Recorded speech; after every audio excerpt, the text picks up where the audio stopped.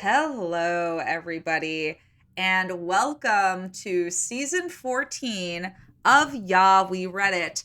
My name is Laura. I am one of your hosts. My name is Maggie, and I am the other host. And as of the month that we are recording, October 2024, we have been recording for 4 years.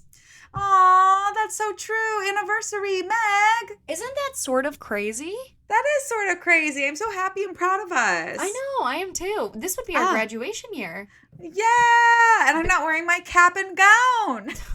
Damn it, we should have ordered some for sure. For this audio medium, I'm sure our listeners would have loved to know that we are wearing a cap and gown. And for our graduation year, we're actually gonna re-enroll in school. We're gonna keep the podcast going. Don't worry. We decided 4 more years. 4 more years. And then after 4 more years, I guess we'll renew our contract. Yeah. With ourselves by fully funded by us. In 4 years, a podcast network is going to pick us up. We're all going to be making a lot of money. We're going to be even churning out more episodes because we'll have the means to do so. It's going to be amazing. That would be incredible.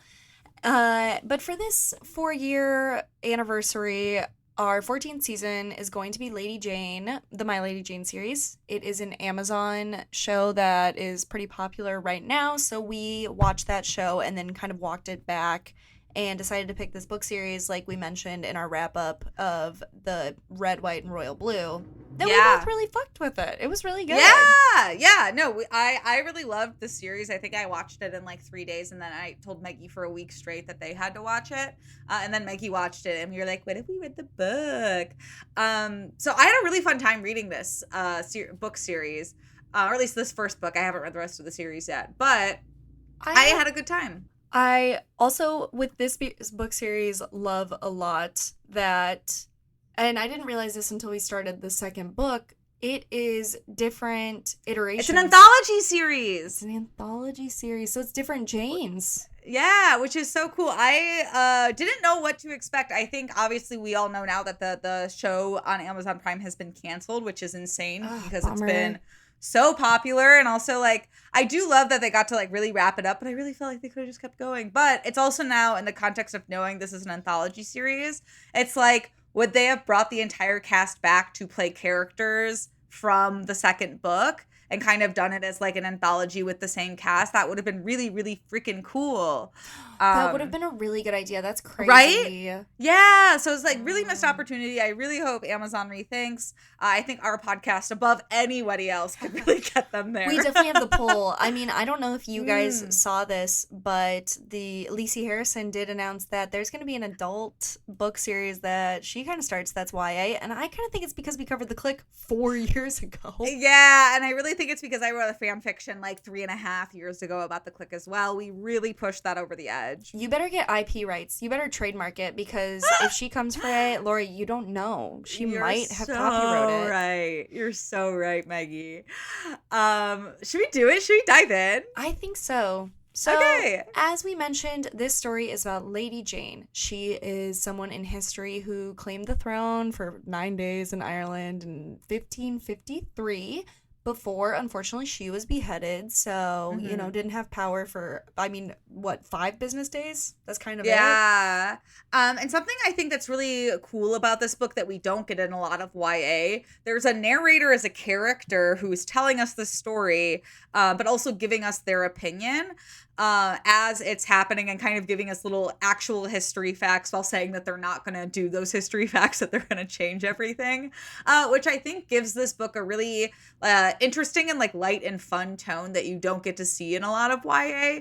Like, it's very aware of itself and what it's trying to do. Yeah, it's not a narrative point of view. It's an omniscient narrator, and that is kind of a toss. We haven't really seen a lot of that yet. And it does allow for a lot of a fun voice to come through. Yeah. So in the do you want to go? Do you want to go, Meg? Okay, I'll go. So in this like first little intro, we get a really good hook from our narrators. They kind of give us the historical Lady Jane Grey, and they say we're not going to do that. Also, there's this thing called Ethians, and it's this just thing that exists where people can turn into an animal in the blink of an eye and turn back into a human, and it's normal. There's a religious group called the Verities that hate the Ethians, and we also learn about how King Edward, who is Lady Jane's cousin, how he got his throne at like the age of 9, essentially.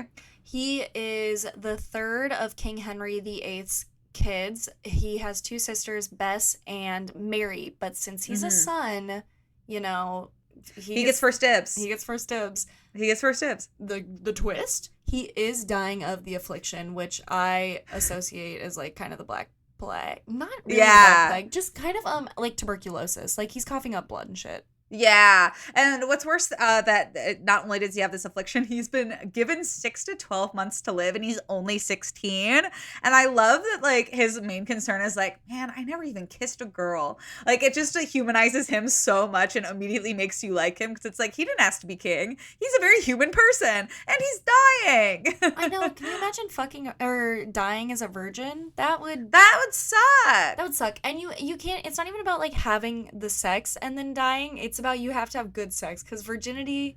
Oh yeah, it's a rigid act that you embark on. Virginity is something you have to get rid of to get to a good point with sex. As I know, I did once argue that virginity rocks, but for Edward, it really doesn't. Wow, that was so if true. you want Maggie lore. I went to a March for Life protest and I bought a $40 Virginity Rocks t-shirt because I was like so pro-life at 17. We love religion, or at least Maggie did when they were younger. Speaking of fascists, like me at 17. That was actually like me at, that actually was a jump. Like me at 17, Edward has oh god. No, I don't know. Are you saying you were a fascist at 17? Listen, anyone who's pro-life is a fascist. That's fair. I'll allow it. So, speaking of fascists, I think it's a really funny segue. Yeah, it's a great segue. I'm going to allow it. I'm sorry. He needs to pick who is going to take over the kingdom when he inevitably dies. It can't be his sister Mary, because she is a bloodthirsty Veridan. As we know, those are the ones who are like, all the magical beasts, we want them gone. And he is like, hey, maybe it should be my cousin Lady Jane, because his right-hand man, Dudley, is kind of feeding him information. Like, hey, why don't you just appoint your cousin? Because she's going to have a son at some point. As if his sisters can't.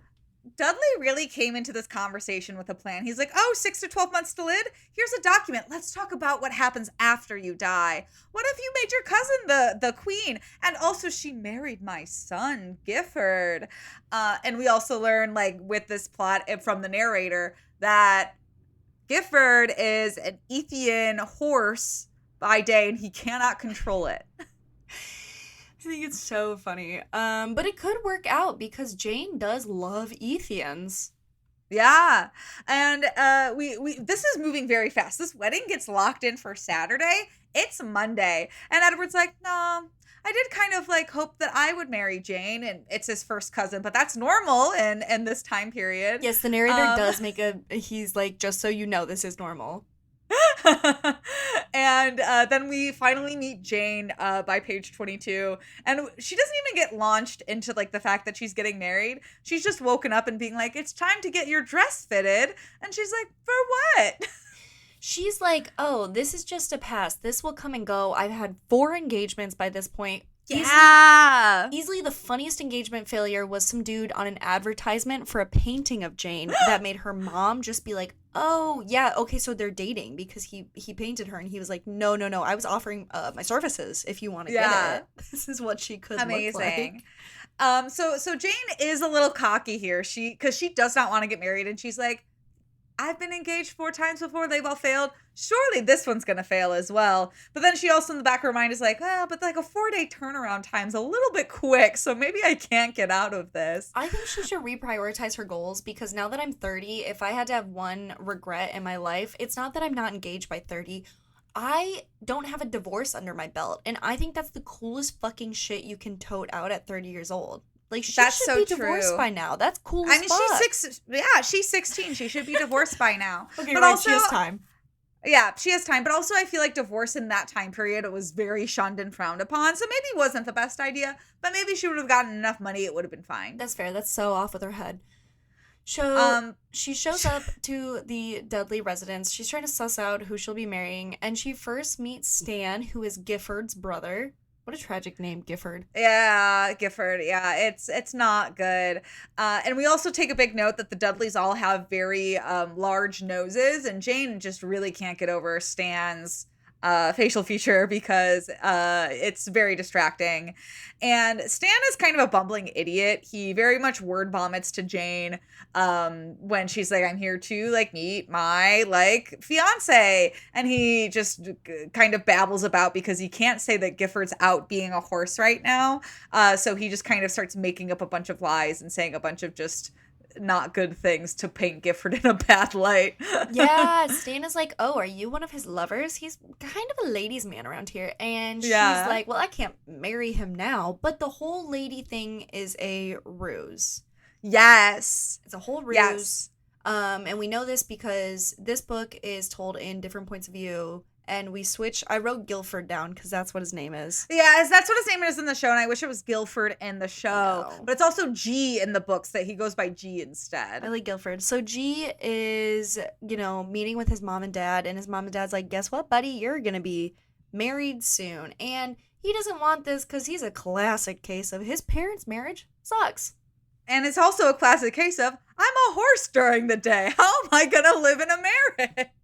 Yeah, the horse is one of his concerns. The other one is like, oh man, I've never even seen her face. What if she's ugly? Which I think my first concern would be, I cannot get married because I'm a horse. Yeah. We do learn that G is not this ladies' man. He's not this, harlot that he's been made out to be. He does go out late at night, obviously, because that's the only time he's truly a human. And he just goes and does poetry readings at nighttime. So he's not really the little bad boy that he's been made out to be. No, he's kind of like an alcoholic poet, which is Yeah. really hot. Yeah, really brooding and hot. I will say I do think I really like the show's idea of making him like a brooding like man whore, because that really just made me like love and hate him all at the same time. So I do wish I was like, couldn't he just be both? I know. Also, like in the scene when he like first shows her, he's like, "I can show you if you want me to," and she's all bookish and like prides herself on knowing things. I was like, I love. Yeah, so good. We switch to King Edward, and he's got a big update, you guys. Ladies and gentlemen, boys and girls, dogs are allowed in the mansion now. Woo! Could you, like, what a 16-year-old, like, virgin's idea of a decree as you're dying. Being like, dogs are allowed in the castle. All of them. Dogs are allowed. Shoes off, dogs in the castle. Yeah, shoes off, dogs in lap. Dogs in lap. So he's sitting there. He's got Petunia. Her name is Pet, which is short for Petunia. And he's just petting her. And in comes Jane, and she's mad as heck. Yeah, and Edward says he's not gonna call off the wedding to Jane. He also is like, but I'm gonna do you a favor, Lil Cuz. I'm gonna make sure that G does not cheat on you. I'm gonna make him say it, which apparently words are everything. So that's really all we get from him. And then we immediately are at the wedding day. And Jane gets to see G for the first time, whose nose is normal. And she's like, he's kind of hot. He is kind of hot. And this wedding day, she's really nervous because, she's under the assumption that he has been with a lot of women. Edward's kind of like, don't worry, because I had that talk about him not fucking anyone else. And Edward does. I keep calling him Edward. God, I'm stuck in Twilight. Well, there is an Edward in this book. Eddie Boy does walk her up the aisle, which I was like, why don't they just get married? Like, that's all it's giving is they should be getting married. But no, it's her and G. Also, we should emphasize that they are getting married in the middle of the night because, again, G is a horse during the day, which I also think is hilarious. And we get kind of both points of view from this wedding perspective, which I really liked. So we kind of were checking in with Jane, who's obviously disassociating during this whole thing. She's like realizing this is happening. And she's Gifford, remembering that's Gifford is so scared to tell Jane that he is a horse that he's just getting so drunk because he was like, oh dang, it'd be so much easier to tell her if she wasn't this hot. Literally, he's like, man, I didn't think my wife was gonna be hot. That sucks. I thought it'd be easier to be a horse if she was ugly. So, he's like going back and forth, and his thoughts are like he's trying to frame it of how to tell her, and it keeps getting split up by like italics. My favorite one is he wants to say that he can sleep lying down and standing up. That was so good. This book is actually so funny, which I really enjoyed. It just makes it so much more fun. But yeah, G really cannot think of a good way to deliver the news that he is a horse, and he unfortunately has to wait till the next morning, when Jane is clearly mad at him for being drunk and passed out last night, and now he has to panic tell her as the sun starts to rise. He tries telling her so fast, and he does not get it out. He does turn into a No. horse before she can like understand what it is. So his right-hand man Billingsley comes in and is like, "Hey, he's a horse." Here and to she's help. like, "Why doesn't he just turn back and talk to me?" And Billingsley's like, "No, no, no, he can't change on his own." And now he's just stuck in this room as a horse. Yeah, and we learned that it's interesting that we get to like learn a little bit more about like Ethian lore in this book than we do in the show. So it's like when you're an Ethian animal, you start to have those animal behaviors, but you can still like remember like human things and interpret like dialogue and conversations and things like that. But you're like almost a different version of yourself. Like you're just yourself as a horse or something. So it's really, really interesting. It's true. You're still processing the world, but it's a little bit dumbed down because half of your brain is driven by animalistic things. Like, now I want apple. Now I want hay. So yeah, and like G's usual thing is like, I want to run, which I think is delightful. No. We switch back to Edward. He is dying, fully bedridden, and the doctors say that he's taken a turn for the worse. So Lord Dudley really wants to update his successor to Lady Jane because he's like, let's get this ball rolling. Yeah, and Edward's dog's being a little interesting now, not being the little rough fluff that it's been used to. Pet starts barking a lot at the people who are coming to visit Edward, and even starts like knocking over food that's being brought to him onto the floor so he can't eat it. When Edward is finally alone, Petunia reveals herself to be a naked woman. She is also an Ethian.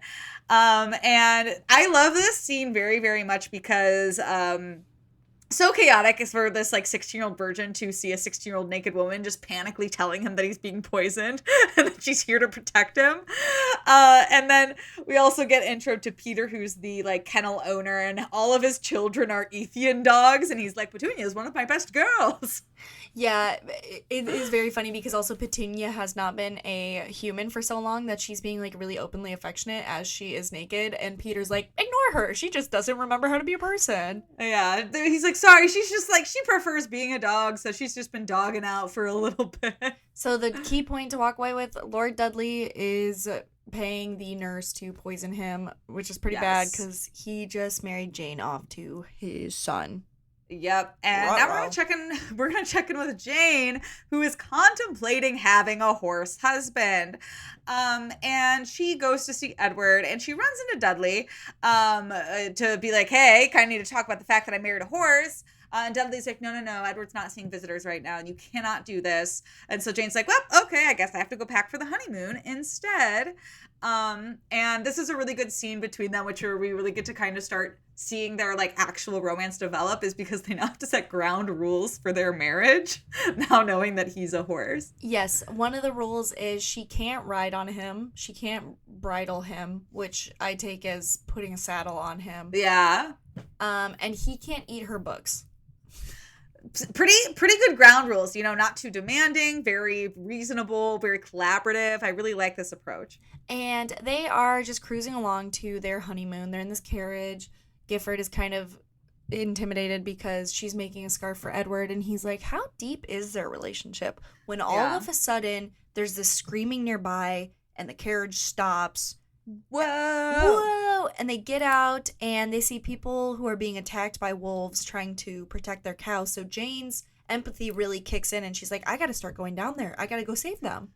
Yeah, and she is like, my wife, she is, obviously very fiery, but she is not going to be able to fight off a pack of wolves by herself. She is a 16-year-old woman. So he like essentially stops her from doing that. And the wolves do kill the cow. They injure a child in the process. They don't kill the child, just injure it. And so Jane's really mad that she was prevented from intervening. What Jane was going to do, we don't know. She's feisty.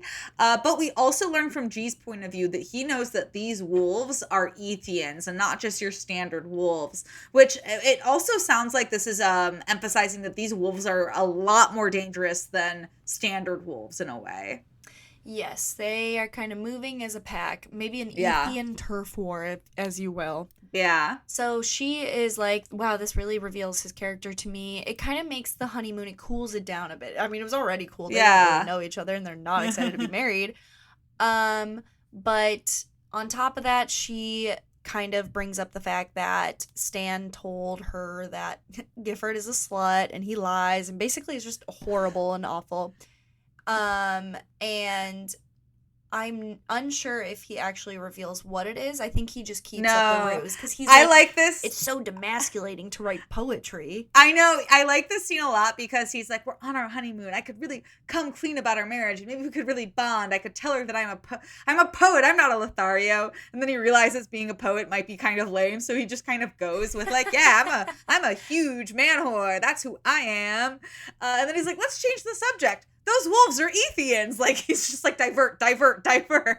He really, and I mean, it works out because she's like, you know what? Instead of kissing on our honeymoon night, what if we go bring the peasants some food? So they wrap up all this meat and shit. They take the food to the peasants, wrap their wounds, and they kind of get a lay of the land from the lay people in that the peasants are pissed off that King Edward won't get this Ethian pack in line. It seems like they're like a bunch of Robin Hood, delinquents who are like upset with the government and have broken off and are like, we can take from the people because we have power ourselves. Magic. So these people hate the Ethians, which isn't good because there's one in the room right now and he's gonna turn into the horse in the morning. Mm-hmm. But we're not going to do that right now. Right now, we're going to check in with Edward, who has to plot to flee the castle because he's being poisoned.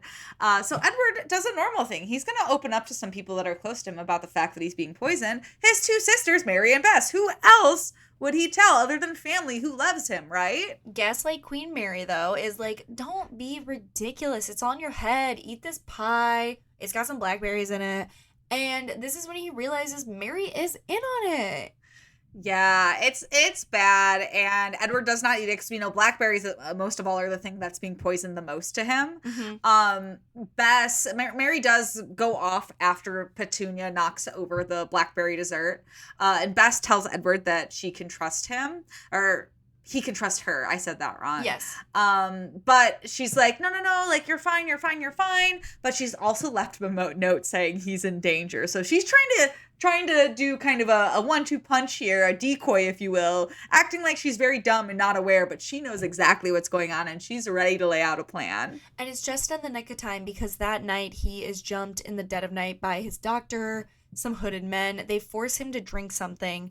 And Bess shows up after they try to kill him and says through the locked door, you need to find your Ethian form so you can escape. And we realize that he is an Ethian because though we know his dad, King Henry VIII, was an Ethian, we learned his mom was as well. She was a bird, actually. Yeah.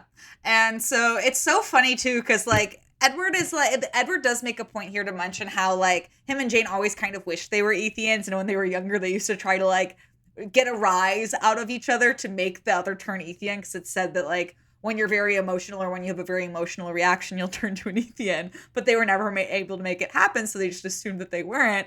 But now he has to jump out of the castle tower and hope that something good happens. And luckily, his wings spread, and Falcon Edward has entered the chat. Jane's having it a little bit easier. She's reflecting on the night, giving meat to the peasants, and she's like, wow, it was kind of nice to help those people with G. And while he is in horse form, because she's like, this is the only time I can be intimate and vulnerable with someone if they're not going to talk back, She says she appreciates him stopping her from helping the peasants because she's like, listen, I get it. I was gonna die. Yeah. Who cares? And they kind of get into like a little honeymoon rhythm here. They're still not like doing anything, but like by day he's a horse and he trots around and she reads him books. And then by night they go and deliver supplies to the nearby townspeople. So it's a really kind of cute arrangement here. And as this kind of builds up over a week, they're, you know, really talking one night, and especially after she thanks him for, you know, saving her that night because she's right, she didn't know what she was gonna do. They're right about to kiss. They enjoy reading together. Like, they're really, like, they're getting into it. And then 2 guards immediately burst into the room and say Jane has to return to London immediately. No reason. And Jane is kind of suspicious. This is when she turns on G. She's like, why are we suddenly being called there by your dad? Like, are you conspiring with them? And G immediately susses out bad vibes when they get there. Yeah. They're asking where Edward is, and Dudley says, he's actually dead, so I guess you're the queen now. Long live Queen Jane. Long live Queen Jane. Coronation is happening right now, babe. And G, he's trying kind of, you know, like encourage his wife because they actually spent like, you know, time talking about like, what if we were rulers? What would we do? And he's like, maybe we could actually make a difference. Like maybe it'd be a good thing if you were queen. But G can't help but notice that his dad is being super suspicious. He's having really like hushed, panicked side conversations. The vibe is off. And he is able to learn that Mary has fled the scene. So she's MIA. She's gonna, I think, try to get the throne back, if you will. Yes, because a messenger gave his dad a note that is like, she's coming with an army. Yay. Dudley reassures G. He's like, no, don't worry. It's so fine. You don't have anything to worry about. Worry-free Central over here. And then we go to who is actually worry-free, which is Edward, because who's flying? You can't have a care in the world when you're flying. Falcons are so fast. Are you kidding me? But Edward also, like, doesn't really know how to be an Ethian. Apparently, like, it's almost something you have to learn how to turn in and out, and also the kind of consequences that come with it, which is every time you're not an animal anymore, you're naked as fuck. I know, but it was interesting that he can turn to a human when he wishes to be. Yes. And G didn't. I wrote down, does G have a suicide wish? Is that why he can't change back? No, G's just really into horses. It's cool. He really does love being a horse. So, naked Edward touches down. He asks a woman for help, but she chases him with a stick, and then a dog bites poor him. Edward. He's so helpless.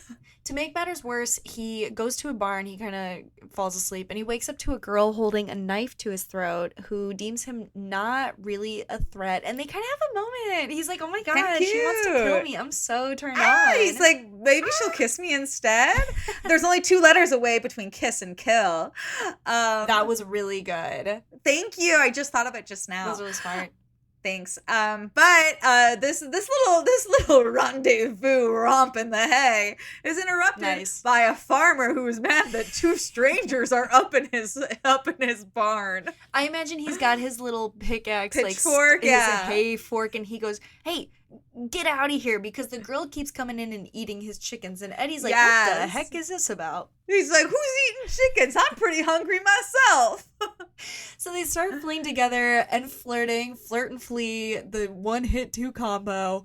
And she realizes who he is because he has to come clean. He's like, I'm being poisoned. I need your help. Yeah, she's like, okay, fine, we're in this together. My name's Gracie. I'm an Ethian too. I'm a fox. And he goes, I'm the king of England. I'm King Edward. I just found out I'm an Ethian. I need to get to my grandmother's house. I need help. He's got 0 social cues. I mean, he's used to having everything given to him. Of course he's not prepared to, be out in the wild. I know. Meanwhile, back at the castle, back in London, they got to get Jane ready for her coronation. She is just digging her heels in. She's like, let me see my cousin's body. And Dudley's like, oh, I mean, there's so much to do. We don't have time. And that kind of tips her off to being like, something's wrong here. Something's up. So Dudley and Jane are waiting for G to become human again that night.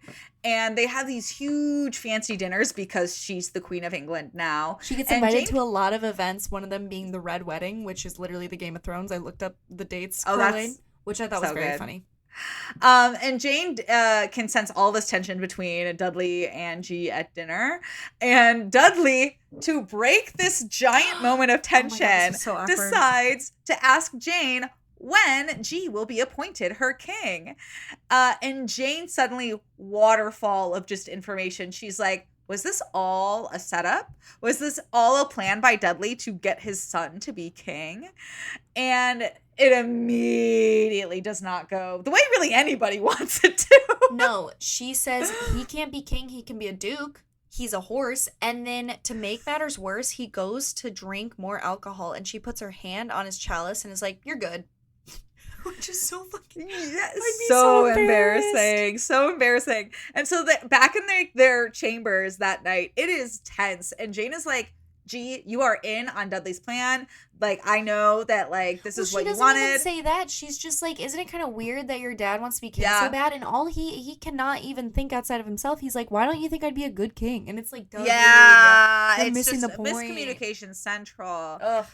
Is bad. So the next day, G's thinking about the situation. Jane did not come obviously be a horse wife with him because she has to be a queen now. So he greets her when she comes to dinner, and the tension is still there. They do not talk for multiple days. Yes. So later on at dinner, I mean, it truly is so tense. She's talking about like decrees she wants to draft. He's getting hammered. And later he goes out to the bar kind of far away and he's hearing whisperings of soldiers pledging allegiance to the flag. Yeah. To Mary. So he rushes back to alert Jane of this. And yeah, like, and it's also, we have to note that he has to run back as a human because he went too far as a horse. And so now he has to run back in the middle of the night to warn Jane about what happened. So he gets back, he's gassed. I mean, he's tired as fuck. Like him panting like, Jane, call counsel. Jane, call. Because he's like, I'm starting to suspect that things have been hidden from us. And this is affirmed immediately when the entire council is MIA and they are alone. And through the window off in the distance, they can see an army approaching. Mary is back and badder than ever. She's gathered at the gates with an army. This is where we cut off. Tension's high and we switch back to Edward. I was like, no. But Edward has seen them on the pathway there. He spots Mary's army moving to London and he's like, this is not going to be good for Jane. No, but more importantly, he got a glimpse of Gracie's ankles and he thinks they are divine. And he really wants to kiss her because those ankles are fine. And honestly, God bless Gracie for this, but she will not have it. She's like so fucking annoyed with him because he doesn't want to travel as a bird because he feels like he's not a high status level enough bird and it would be embarrassing to do it in front of Gracie. He's a nervous guy. It's not a high enough level bird, but also Gracie is a fox and Gracie would be running with him and he's too proud to be held.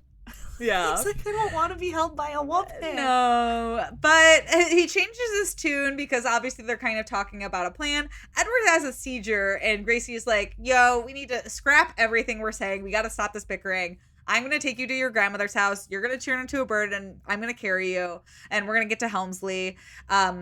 And this all happens very quickly. So Edward just wakes up. He's in bed. Bess is there. And Bess confirms that her and Mary both knew about the poisoning. So very quick development there. Yep. Bess says that Mary overtook the throne. And when Ed left, Dudley was going to kill Bess and Mary, actually. But both of them escaped. And Mary, Mary did more with her time. She was like, I'm going to get an army. And Bess was like...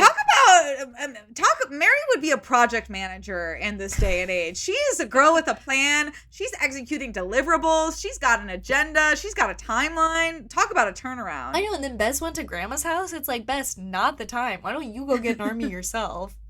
Well, I guess that's what they're kind of trying to do. They're going to try to get an army together. Exactly. But Jane and G, boy, were they not planning ahead. They did not anticipate an army coming so quickly. And they are captured by Mary's army. Mary, trying to be a gracious girl, she's going to give Jane the opportunity to bow to her as she's declaring that she's stealing the throne.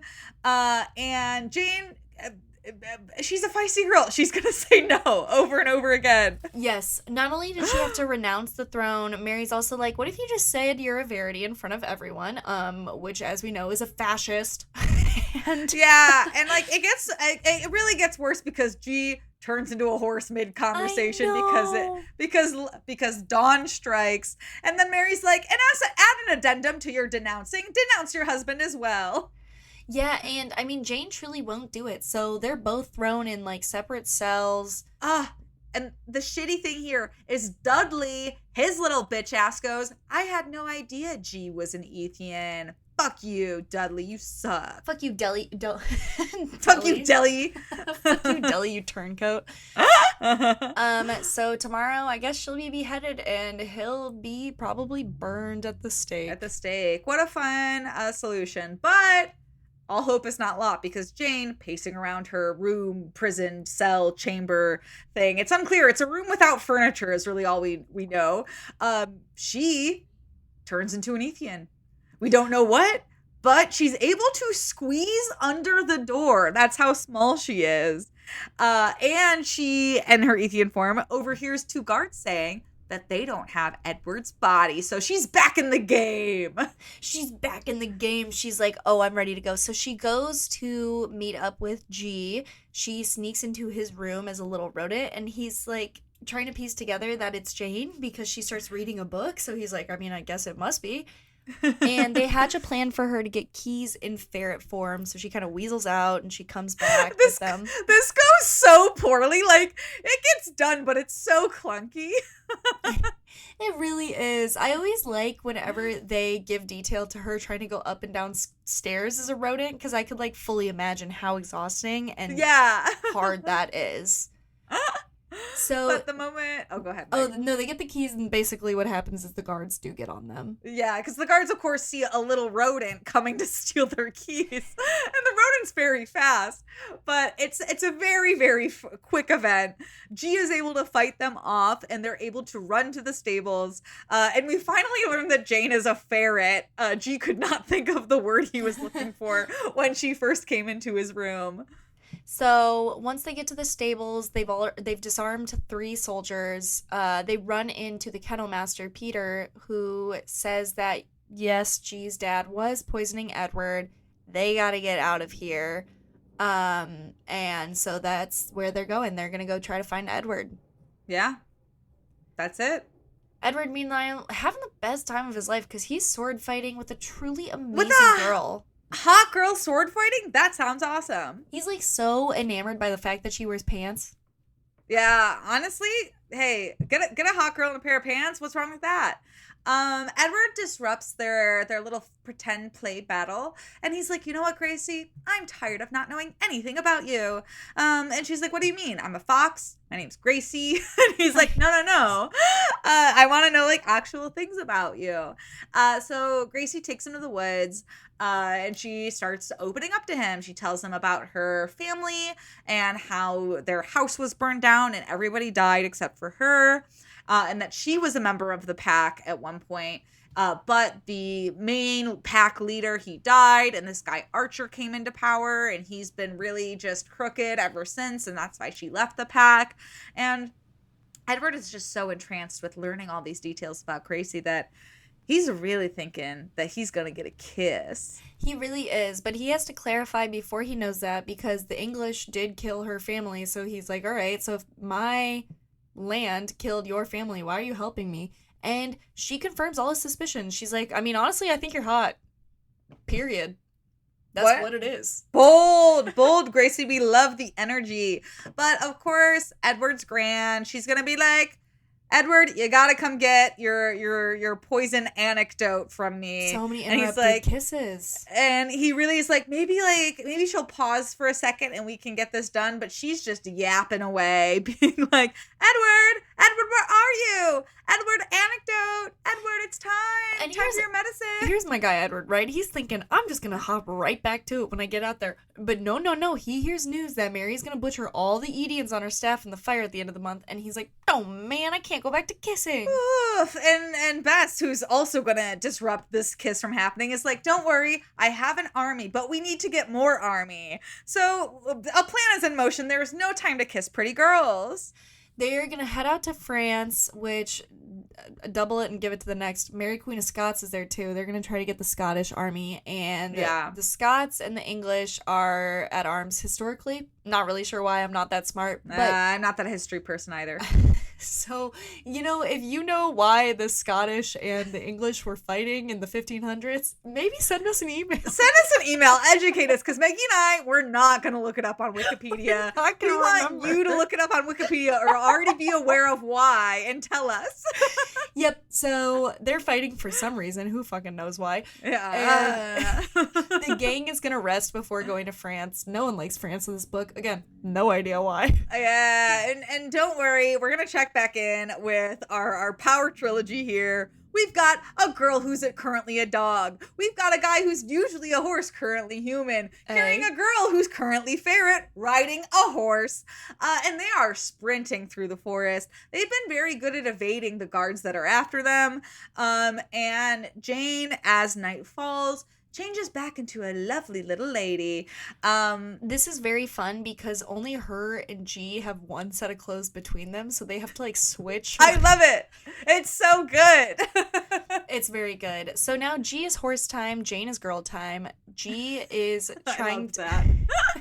Girl time, horse time, girl time, horse time. You know how they do. And there is another horse with them that G kind of bites at to make run the other way to divert the soldiers. Yeah.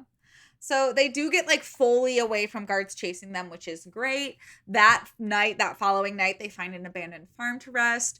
And obviously G turns back into a human. And they're really happy to see each other, both human time. That they actually they hug because they're so excited. And he gives her a kiss on the forehead, which I think is one of the most romantic gestures known to man. Yes. It's so romantic. Yeah, he does give her the letter that she wrote to Edward way back when, being like, "Oh, you knew my husband was a horse," and she finds Edward's handwriting wrote skunk on it. So this is leading her to believe that he is at his grandma's house because she is a skunk. Which we have to talk about this for a second because what an ambiguous clue. There are so many things that have happened in my life and our lives together, Maggie, that if you wrote a single word clue to tell me you were somewhere, I really worry that I just be like, oh, that's weird. Who wrote this? What would your clue be, and where would you think that you would be captured? Oh my gosh. Okay. Yeah, where would that's the thing. It's where would we be hiding? If I wrote music, would you know where I was? Just guess. Would you be at the Music Box Theater? Yes. Okay, cool. That would make sense. That would be a good spot to meet. You give me a word. I'll try to guess where you would be. Oh my gosh, what's a word? Olive. Times Square Olive Garden. Yeah, I'd be at the Times Square Olive Garden. Okay, so I think we would be fine. Yeah. But we'd figure it out. We'd be fine. Would you actually I also don't know, what? Would you actually? No. No, I wouldn't. Where would you be at Olive? Did you just say that to make me feel better? No, I meant I would be at the Times Square Olive Garden. I thought, would I actually go there in a time of distress? No. This is just as wordplay. Hypotheticals, we can do this. Oh gosh, where was it going with that? I don't remember, but that's really funny. Oh, I was saying but if I was looking that and I just saw a word on a piece of paper and I thought you were dead, I don't know if in that moment I would put together maybe Maggie's alive and maybe they're at the Music Box Theater. No, I would just think that you wrote that down and I was like, maybe it's a skit that she's writing. Yeah, maybe it's probably an idea for a joke. It was probably an idea for a bit. So they get Grandma from skunk. She turns back into a ferret. Petunia turns into a woman. Very funny moment where she keeps turning into a woman just to tell one-off things. She won't stay as a person. No, she doesn't like it, which is hilarious. And she tells G that she caught Edward's scent. So they better get going if they want to find him. Yeah. So they pack it all up. They're on the road. The next morning, Jane is girl time. G is horse time again, as we know. And they're like, whoa. We're hungry. Yep. So they go to this tavern that they realize is actually the Edie and Pax bar. And they don't trust people. So Gifford walks in immediately. It's a bar fight. Jane runs in as a rodent, and it seems like someone stepped on her forcibly, so she has been injured, which really Yeah. stresses Gifford out. All right, you can't do much in a bar fight if you're a ferret. I'll say that Mm-mm. much. So they rush Pat Gian and Jane over to Helmsley. And poor Edward, he's just trying to sleep when he hears a dog yapping outside.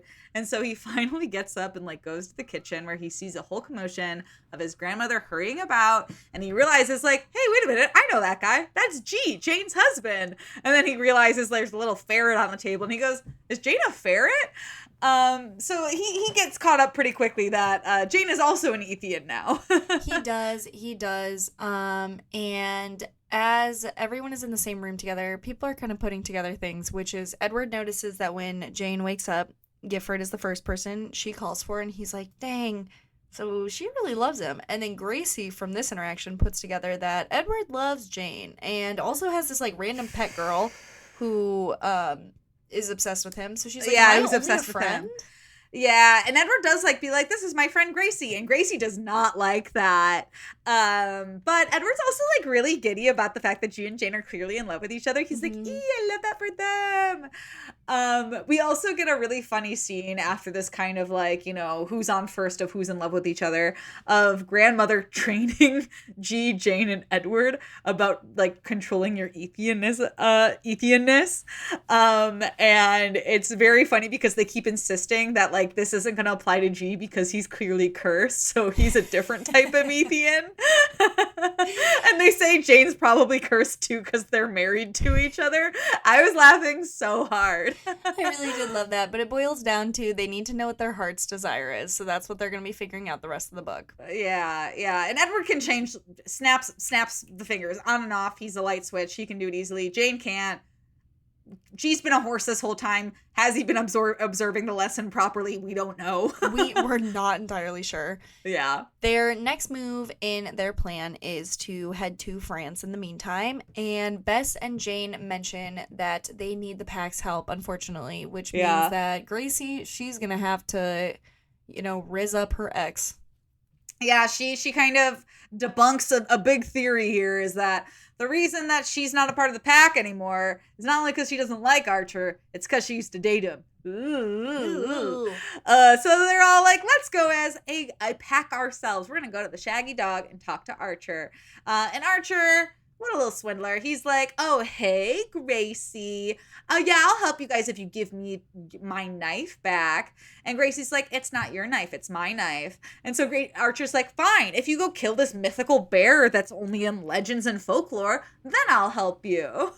So they are going to go try to kill this great white bear of Ryle. Jane is really like, I can do it. And G's like, no, because when you almost died as a ferret, that broke something in me. So Yeah. you're not going.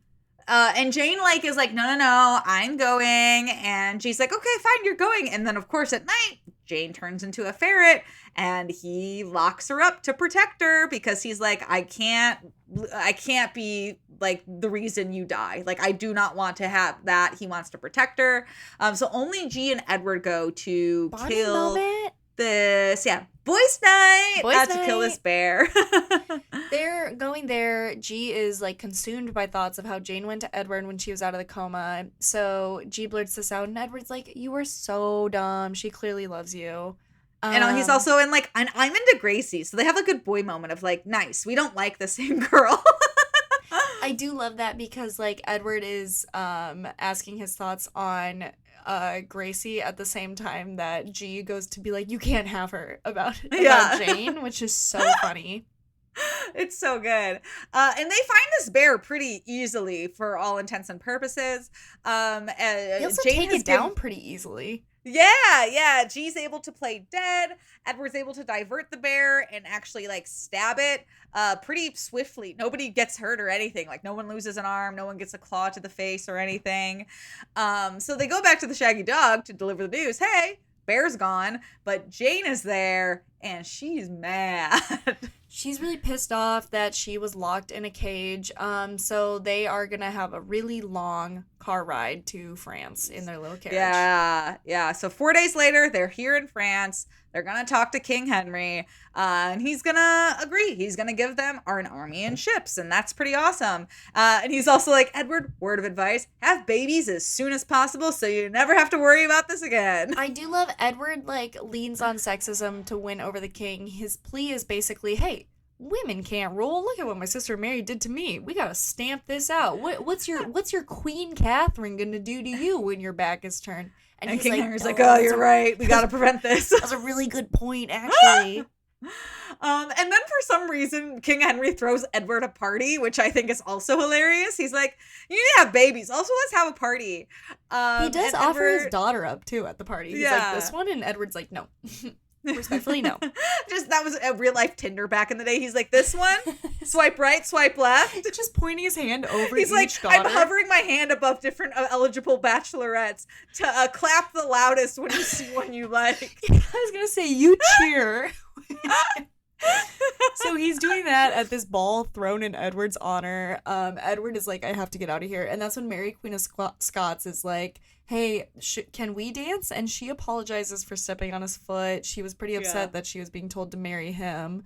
Yeah. And she does let him know that she's like, hey, I scratch your back, you scratch mine. When I need to leave France, please get me out of here because they hate Edians and I'm kind of one of them.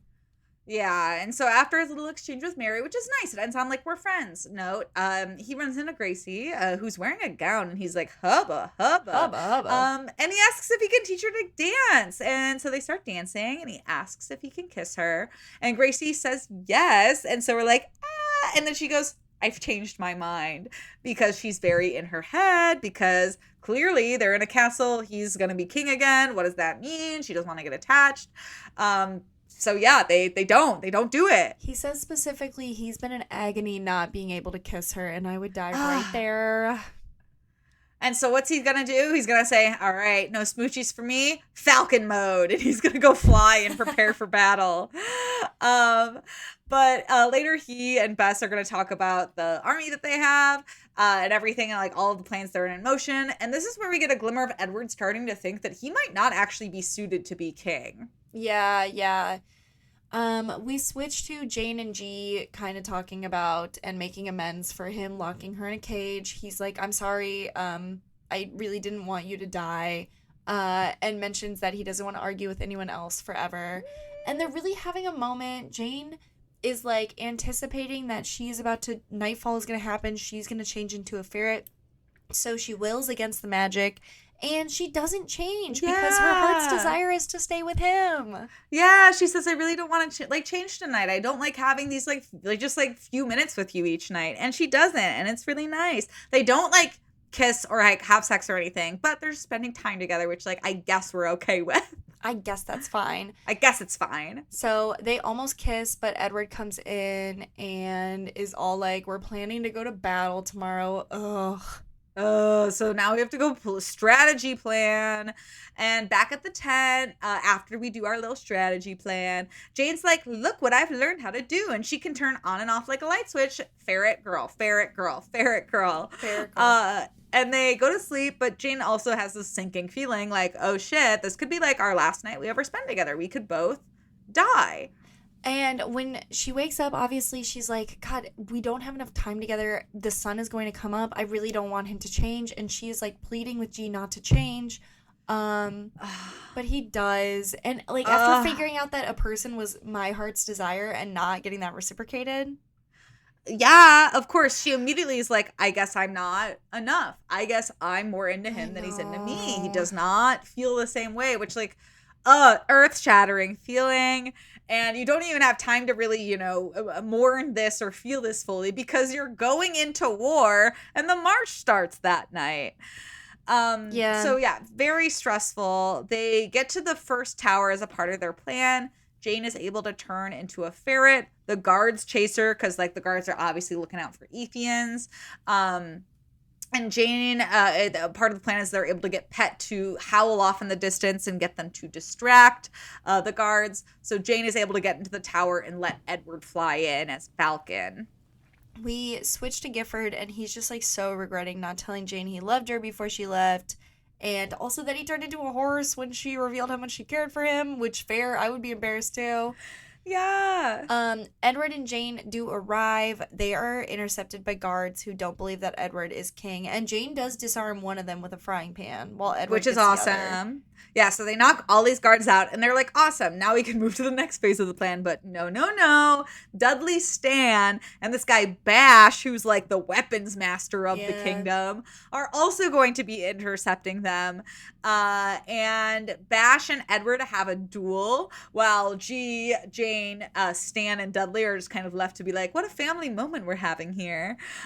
G convinces Stan to flee because he's like, dude, do you really want to be a part of this? Like, we're literally about to, like, you're kind of being a traitor right now. So Stan runs, which is amazing and hilarious. He does. And G does get his father to turn over his estate. And I think this is also a very funny amendment. Admit he is just as good of a son as Stan. Yeah, I love that. Yeah, and Dudley turns into the littlest bitch boy. He's like, please don't kill me. I love my life. I need it. You're a great son. So now that we've got the affirmation from Papa and we've disarmed all the guards, yes. We are ready to go face Mary in the flesh. But G's like, I'm not wasting another moment. Now that there's some peace before this, now there's some calm before the next storm. He's like, let's pause here. Jane, I want to tell you that I love you. And he gives a nice little monologue. And it's very, very sweet. And it's also morning and he didn't turn into a horse. I know. She's like, can you please try to stay with us before sun breaks? And we face Mary. And when it does, I mean, baby, he is a human. And he is going to strut into this room 2 legs instead of 4. And boy, is Mary quivering a bit because she's backed into a corner. But she recovers really quick. She knocks Edward down a peg, saying, you never ruled properly. You let Edians take control. And this is where he reveals to Mary that he is an Edian. Huge gasp moment. Yeah, and Bess also is going to step forward and be like, no, Mary, you suck. You shouldn't be queen either. And Mary's about to be like, I'm the head bitch in charge. But in that snap moment, she turns into a mule. It's so funny. Amazing. So what a hypocrite. She can't be queen. She's too busy being a little donkey. Exactly. So Edward goes to take the throne, and when he sits and Bess tries to crown him, he's like, wait, no, I'm literally just a boy. And you're like, oh, like as in that's in there? Yes, he wrote, I'm literally just a boy. I'm literally just a girl. So he crowns Bess instead, and history says this is Elizabeth I, the best ruler apparently in history. Yeah, so that's really awesome. Maybe, I don't know, again, was France bad? This book's making stuff up, and I'm here for it. This is the kind of history I want. It's made up. A few days kind of roll by now that Bess is queen and everything, but Gracie's been MIA since this whole battle started, and Edward's kind of wondering, like, where do we stand? We never got a kiss or anything like that. But after a few days, somebody comes in to talk with Bess and Edward and say the crown is missing, but this little wooden fox was left in its place. And we all know that Gracie can carve little wooden foxes. So Edward's gonna falcon his way and go find Gracie, who's just chilling on a hill waiting for him.